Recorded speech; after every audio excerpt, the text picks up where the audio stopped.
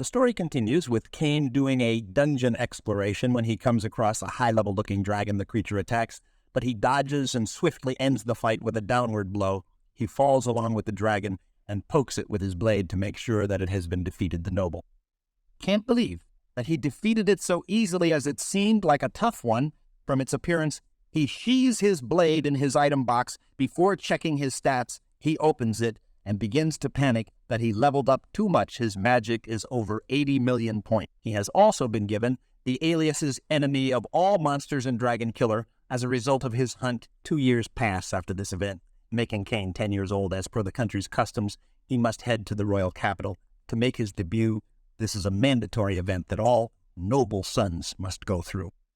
So they head there as a family. His sister holds on to him when she thinks about living with her brother in the capital in the future. She suggests that he should just take the entry exams and start attending school. Their father, Garm, informs her that school attendance starts at age 12, so he has 2 more years. Cain asks his older sister if she's excited to start since she's of age, and she confidently informs him that she will take the #1 rank in the school's exam. He can only give her his support. The conversation changes topic when Cain asks his father how long their journey to the capital will take. Garm answers 1 week. But that's with the assumption that no monster will be getting in their way. Cain advises himself to stay on high alert for any attacks so that he can help the guards if need be. He uses his search ability to scan the area for any potential threats. He quickly informs his father that there is a battle going on 3 kilometers ahead. Garm is more surprised that he can read that far ahead. He gives further detail that there are a few dozen monsters that have swarmed around 10 people. Their father informs his men to pick up the pace. He also sends 2 guards ahead to help. Cain notes that judging by the speed at which they are riding, they will not make it in time. He decides to go ahead and jumps out of the moving carriage to his parents' horror. He uses wind magic to soften his landing before activating a boost spell that allows him to cover the distance in a ridiculously short time. Even the guards don't realize it's him. Meanwhile, on the battlefield, the humans are on a serious back foot as many soldiers lay injured and worse. One of the last men holds his ground, determined to protect their carriage despite being surrounded by man-eating monsters. Just as the creature approaches the carriage, Cain appears and gets to work immediately and takes out the closest threat to the precious cargo. He then dashes across the battlefield, defeating monsters with consecutive 1 hit blows. Their numbers are still overwhelming. As some manage to get close to the carriage, Cain hesitates to use magic because the knights will get caught in the crossfire. So he summons his sword and swiftly dispatches the orcs, leading the general, which he also defeats. With a fire and both the sword with the threat averted, he makes his way to the soldier for a wellness check, but the soldier warns him to stay away from the carriage.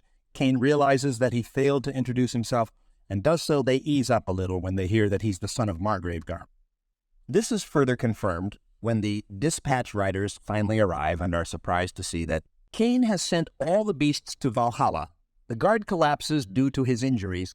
Cain rushes over and uses a high-level healing spell to restore health to all the injured soldiers on the battlefield simultaneously. He uses his item box to store the bodies of the ones that didn't make it. His dad also arrives shortly after and announces his intention to assist. But he too realizes that everything has been taken care of.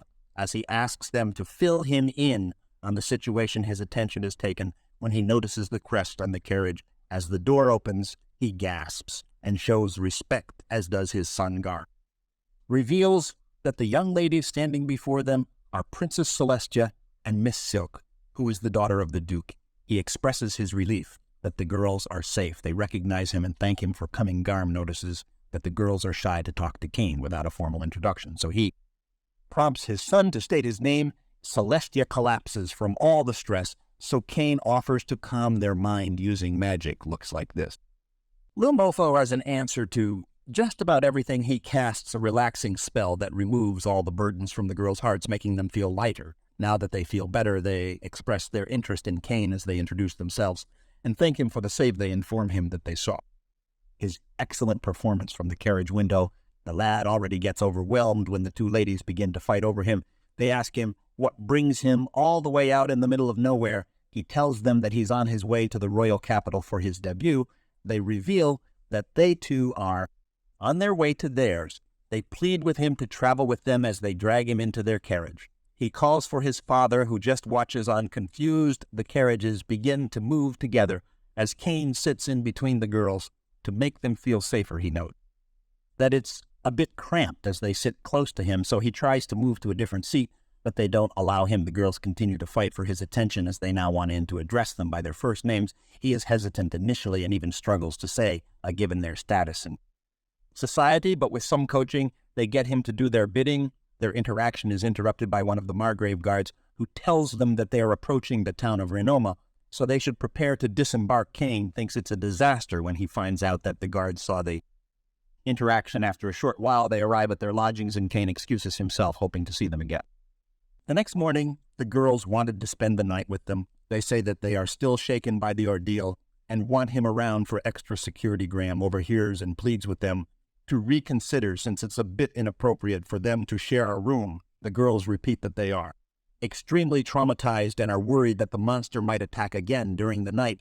The royals don't want to take no for an answer, since Cain is the strongest among them all. They want him as their protector. He is left with no other option but to agree, though he wants the room to be big with his bed space very far away from theirs, like the true Sigma. He is his father, warns him to be careful and remember who he represents. Night falls and Cain enters the room. He's a bit disappointed that the beds are so close together.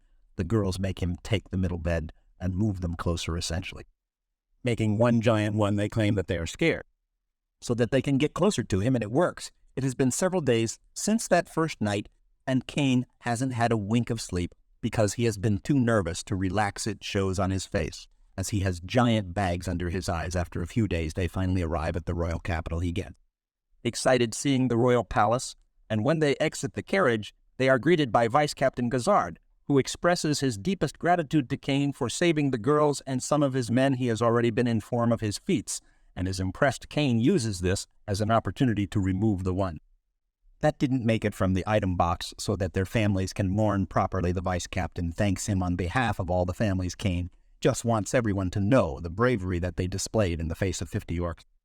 Gazer promises to make sure that not only the families, but their fellow knights will hear the tale. With that settled, Cain prepares to leave, but the vice captain holds him and notifies him that he has an audience with the king. This shocks him because he has only just arrived in the capital not long ago. Gazard leads him to the king's hall, where nobles already line the area. He makes his way to the king and shows respect before he is instructed to raise his head. The duke begins to narrate the dire situation Silp and Celestia found themselves in, and how Cain single-handedly defeated all the orcs, including the general. The nobles begin to mutter among themselves till they are told to be silent. Some of the nobles step forward in disbelief that a child was capable of such a feat. The duke announces that the crown wishes to reward him before handing over the floor to the king. He begins by commenting on his outstanding work, as he is certain that if he wasn't there, the girls would not have survived. With this in mind, he gives Cain the title of Baron. He will also be granted 10 platinum coins and a mansion of his own. The other nobles can't believe that a 10-year-old has been granted a peerage. One salty noble named Corgino speaks for the crowd as he protests the king's decision. Cain feels the same thinking. He's too young for such a title. But the monarch asks Corgino if he could even perform such a feat, and when he's not able to answer, the king tells him to skedaddle back into position. The boss then turns to Cain to hear his response. He knows he can't reject the title, so he accepts it with gratitude. The king is happy to hear this and concludes the audience. He orders Cain to come backstage for a more private discussion. He is escorted to a room with his father, who is surprised that his son has been granted a peerage. Despite being the third son, he's the first to be promoted. They stand when the king walks in, since it's not a formal audience. He instructs them to sit. The monarch thanks Cain once again, even bowing to show his appreciation. The father and son stand in shock. Silk's father also shows his appreciation, but Cain pleads for him to raise his head. The king feels like he needs to express his gratitude as a father to the father and father to the father. Son, sit as the king begins to discuss his future. Cain excels in both magic and the sword, and he has the protections of the gods. He's the equivalent of a nuke in our times as such. There is no way the kingdom will leave a talent like that to their own devices. That is why he made him a baron. It means he will receive payment according to the official regulations, since his mansion has to be maintained. The king tells him to talk to his dad if he has any questions about nobility. He also expresses his wish for him to take to Lester's hand in marriage. The Duke also wants the same for Silk. This surprises Kane, but it makes the girls happy. The monarch explains that they will be engaged till they reach adulthood and then get married. They try to make him take responsibility since the girls have already expressed interest, but it is revealed that this speech was all part of their game plan. The poor lad looks over to his dad for his opinion, but he just turns his face away, which doesn't help the royals' pressure works because he agrees to marry them later on at home. His family is happy about the marriage, but shocked at his antics on the road to the capital, so he apologizes. That brings the episode to an end.